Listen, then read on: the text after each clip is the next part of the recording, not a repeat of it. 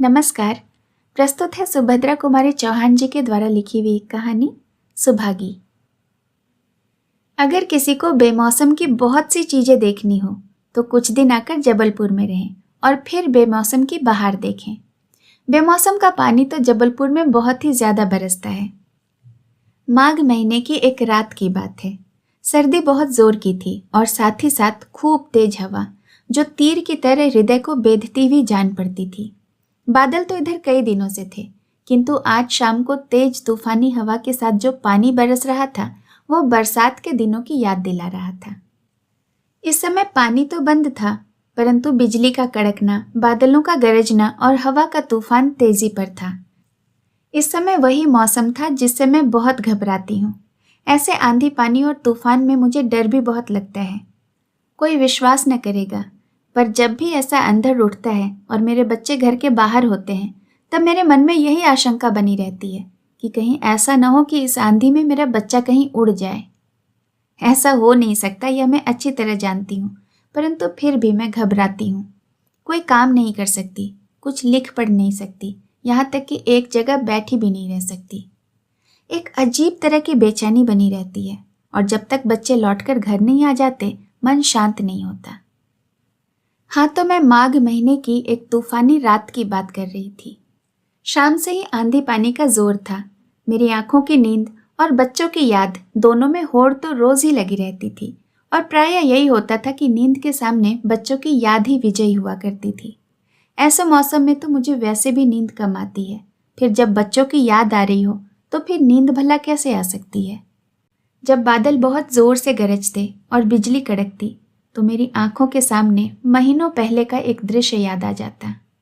बरामदे में एक तरफ मेरा पलंग और उससे सटी हुई मेरे नन्हे की खाट, जहां बादल गरजे और बिजली चमकी और मेरे नन्हे ने पुकारा, अम्मा बादल बहुत जोर से गरजते हैं, मुझे डर लगता है। माँ तुम अपना हाथ मेरी खाट पर रख दो तो मैं सो जाऊं। मेरा नन्हा आज इस समय वहीं कहीं सोया होगा। बादल की तड़प से उसकी नींद आज भी खुल गई होगी। वो डरा भी होगा, उसे रात में शायद नींद भी ना आई हो। उसने माँ माँ पुकारा होगा, परंतु एक ही शहर में रहकर उसमें और उसकी माँ में कितना अधिक अंतर है। मेरे हृदय में प्रबल वेग के साथ एक तूफान सा उठा। मैं फिर बैठ न सकी, उठकर टहलने लगी। इसी समय मुझे बारामदे में किसी मनुष्य की छाया सी दिखी। मैं कुछ घबराई और डरी, परंतु फिर तुरंत ही ध्यान में आया कि यह तो जेल है, यहाँ चोर कहाँ से आएगा। सिकचों के पास जाकर पूछा, कौन है बाहर? मैं हूँ बहन जी, उत्तर मिला। मैंने देखा बाहर बरामदे में जाली से सटी हुई सुभागी खड़ी है। मैं उसके बहुत पास तक चली गई। मुझे ऐसा जान पड़ा कि सुभागी रो रही है। मैंने कहा, सुभागी, इतनी रात को तुम सर्दी में अकेली क्यों खड़ी हो? तुम्हें कोई तकलीफ तो नहीं है? तकलीफ क्या होगी बहन जी, सुभागी बोली। उसका स्वर कांप रहा था। ऐसा लगता था अपने अंतर से उठते हुए किसी प्रबल आवेग को वो दबा रही है। नींद नहीं आती बहन जी, आप भी तो नहीं सो रही हैं, यही तो मैं देख रही थी। सुभागी ने अपने वाक्य को पूरा किया।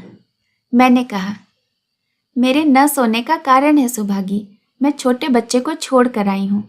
उनके पिता भी जेल में हैं और मैं भी जेल में हूँ। मुझे उनकी याद में रात रात भर नींद नहीं आती। पर तुम क्यों नहीं सोई सुभागी? मेरा भी एक बच्चा है बहन जी, सुभागी ने कहा और एक गहरी सांस के साथ चुप हो गई। मैंने कहा, तुम्हारा भी बच्चा है? पर कोई ना कोई तो होगा उसे देखने वाला। मेरे बच्चे तो अकेले हैं, इसलिए मुझे इतनी फिक्र रहती है। उसे देखने वाला भगवान को छोड़कर और कोई नहीं है बहन जी। कोई होता तो इतनी बेचैन नहीं रहती, सुभागी ने कहा और उसकी आंखें सजल हो उठी। मैंने पूछा, बच्चे के पिता कहाँ हैं? जेल में ही है, सुभागी ने संक्षिप्त सा उत्तर दिया और चुप हो गई। मुझे सुभागी पर कुछ क्रोध सा आ चला था। सोच रही थी कि जब उसका पति जेल में था तो आखिर यह क्यों अपने बच्चे को बिल्कुल अकेला छोड़कर चली आई। बच्चे के प्रति इसका भी तो कुछ कर्तव्य है। माना कि इस परवाह में बह गई, पर क्या तब बच्चे को बिल्कुल ही भूल गई और अब रात खड़े खड़े बिताया करती है। मैंने रूखे स्वर में पूछा। जब तुम्हारा पति जेल में था और तुम्हारे बच्चे को देखने वाला कोई नहीं था, तब तुम्हें जेल आने की क्या पड़ी थी? तुम्हारे एक के ना आने से क्या फर्क पड़ जाता? मैं अपने मन से नहीं आई, मुझे तो जबरदस्ती पकड़ लाए, सुभागी ने बताया। मैंने उसकी ओर ध्यान से देखकर पूछा, तुम क्या बहुत दिनों से कांग्रेस में काम करती हो? सुभागी बोली, नहीं बहन जी, मैंने कभी कांग्रेस का काम ही नहीं किया, मैं इन बातों को समझती भी नहीं। मेरा आश्चर्य बढ़ चला। मैंने फिर पूछा, फिर तुम्हें पकड़ा कैसे? सुभागी ने कहा, कैसे पकड़ा? क्या कहूँ बहन जी, बात यह थी कि मेरे पति की थानेदार से किसी बात पर कहासुनी हो गई थी। तब से अदावत मानता था और इसी से आंदोलन करते ही उन्हें पकड़वा दिया। अब घर में मैं थी अकेली और वही 9 साल का मेरा बच्चा। थानेदार का आचरण अच्छा नहीं है। उन्हें जेल भेजकर वो मेरे पास आया और कहने लगा, सुभागी, तुम्हारे आदमी को पकड़ लेने का मुझे बहुत दुख है, पर हमको तो हुक्म की तामीली करनी पड़ती है। जैसा ऊपर से हुक्म आया कर दिया। पर सुभागी, तुम किसी तरह की तकलीफ न उठाना, रुपये पैसे से मैं तुम्हारी मदद करता रहूँगा। जब तुम्हें कोई ज़रूरत हो तो घर पर आ जाना या कहलवा भेजना, मैं खुद चला आऊँगा। बहन जी, उसकी बात का अर्थ मैं समझती थी। मैंने कहा, अब आबरू न बचेगी, ये किसी भी समय आकर मेरा पानी उतार सकता है। अपने पास पड़ोस वालों से मैंने सलाह की। सबने कहा कि मेरा कहना तो ठीक है, परंतु सब कुछ जानकर भी वो लोग थानेदार के विरुद्ध एक शब्द नहीं कहेंगे, मेरी कुछ सहायता नहीं करेंगे, क्योंकि थानेदार किसी को भी संदेह पर पकड़कर जेल भेज सकता है। उसे अधिकार है, फिर बिना मतलब कोई क्यों जेल जाए। और सबकी राय यह हुई कि मैं यह गांव छोड़कर दूसरी जगह चली जाऊं। शाम को थानेदार का आदमी मुझे बुलाने आया। मैंने कहा, मैं नहीं जाऊंगी, मुझे कुछ नहीं चाहिए। इस पर वो बहुत चिढ़ गया। उसने मुझे धमकी दिलवाई कि यदि मैं उसकी बात नहीं मानूंगी तो मुझे पछताना पड़ेगा। मैं सब बात के लिए तैयार थी, पर आबरू नहीं बेच सकती थी। उसी रात को मैं बच्चे को लेकर गांव छोड़कर चली आई और बहन जी, सवेरे यहाँ स्टेशन पर उतरते ही पकड़ ली गई। कुछ पर्चे न जाने कहाँ से मेरी पोटली में रख दिए गए थे। उनका कहना था कि मैं पर्चों को बांटती फिरती थी। मेरा मुन्ना रोने लगा। मैंने कहा, मैं इसे अकेला छोड़कर कहाँ जाऊंगी, इसे भी मेरे साथ ले चलो। पर वो कब मेरी बात सुनते थे। रोते हुए बच्चे को ज़बरदस्ती मुझसे अलग करके मुझे लॉरी पर बिठा कर ले आए और बंद कर दिया। तब से 2 महीने हो गए, बच्चे की कोई खबर नहीं है। जब भी पानी बरसता है, बादल गरजते हैं, तब जी और भी व्याकुल हो उठता है। कहाँ सोया होगा, क्या खाया पिया होगा उसने। मेरा कोई रिश्तेदार भी नहीं है और गांव वाले तो थानेदार के डर के मारे उसे अपनी छाया भी न छूने देंगे। उसके बाद बहन जी, एक दिन दफ्तर में मजिस्ट्रेट ने बुलवाया। वहाँ वही थानेदार भी था। मुझसे कहा कि तुम यह कह दो कि आगे से कोई कांग्रेस का काम नहीं करोगी और थानेदार साहब के कहने में रहोगी तो तुम्हें छोड़ देते हैं। मैंने कहा, मुझे नहीं छूटना है।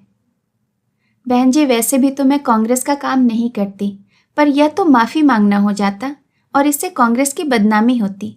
फिर छूट कर भी तो उसी पिशाच थानेदार के चंगुल में फंस जाती। इसलिए यह कह के कि मुझे नहीं छूटना है, मैं यहाँ चली आई। पर बच्चे पर ममता है। रात दिन अंदर एक आग सी लगी रहती है। उसका कहीं से कुछ पता मिल जाता, पर पता कहाँ से मिलेगा। यह तो जेल है, वो कहाँ गया होगा। और सुभागी का भरा हुआ हृदय जैसे फूट पड़ने के लिए आतुर हो उठा। वो फिर से रो पड़ी। मेरे पास सुभागी को सांत्वना देने के लिए कोई शब्द न थे। उसका दुख कितना तीव्र है, उसकी कहानी कितनी करुण है, मैं उसे क्या कह के समझाऊं। बच्चों के लिए हृदय कितना व्याकुल होता है यह मैं भी जानती हूँ। फिर भला सुभागी को, जिसका बच्चा स्टेशन पर से जबरदस्ती उससे अलग कर दिया जाता है, मैं क्या कह के समझाती। यह सोच ही रही थी कि मेरी बच्ची ने जाग कर मुझे पुकारा और बिना कहे ही मैं उठकर अंदर बच्ची के पास चली गई। उसी प्रातःकाल 11 बजे मैं टंकी पर नहाने गई और नहाकर कपड़े धो रही थी कि तभी सुभागी आ गई। वही मुरझाया हुआ सा चेहरा और बुझी बुझी आंखें। मेरा हृदय सुभागी के दुख से दबा जा रहा था। मैं उसकी तरफ देख भी नहीं सकी। इतने में ही जमादारिन ने मुझे लाकर एक पत्र दिया। पत्र मेरे बच्चों का था। मैं कपड़ा धोना भूलकर पत्र पढ़ने लगी। पत्र समाप्त करते करते एक बच्चे ने लिखा था, अम्मा हम लोग छोटे छोटे हैं तो हमने एक छोटा सा नौकर भी रख लिया है, और माँ तुम्हें जानकर आश्चर्य होगा कि इस लड़के के माता पिता भी इस आंदोलन में पकड़कर जेल जीवन बिता रहे हैं। उसका नाम रम्मू है। अच्छा सा लड़का है माँ, और हम लोग उससे नौकरों सरीखा व्यवहार भी नहीं करते, उसे पढ़ाते भी हैं और लिखाते भी हैं। उसके पिता की गिरफ्तारी के बाद वो शहर में नौकरी करने आया था। स्टेशन पर ही उसकी माँ पकड़ ली गई। तब से कई जगह नौकरी करने के बाद हमारे घर आया है और उसे यहाँ अच्छा लगता है। कहता है कि अपने माता पिता के छूटने तक वो हम लोगों के ही पास रहेगा। क्या कोई इस तरह के लड़के की माँ तुम्हारे जेल में है माँ? पास ही नहाती हुई सुभागी से मैंने पूछा, तुम्हारे लड़के का नाम क्या है सुभागी? नाम तो उसका रामलाल है, पर हम सब रम्मू रम्मू कहकर उसे पुकारते हैं, सुभागी ने बतलाया। हर्ष तिरेक से मेरी आंखें सजल हो गई। मैंने कहा, सुभागी अपने बच्चे का समाचार सुन ले, और बच्चों की वह चिट्ठी का वह अंश जिसमें उन्होंने अपने छोटे से नौकर के विषय में लिखा था पढ़कर सुना दिया। सुभागी को जैसे खोया हुआ खजाना मिल गया। उसने मेरे पैर छू लिए। इस कहानी को सुनने के लिए आपका बहुत बहुत धन्यवाद। दोस्तों, ऐसी और भी कहानियाँ सुनने के लिए आप मेरे चैनल को ज़रूर सब्सक्राइब करें। जल्द मिलूंगी एक नई कहानी के साथ। नमस्कार।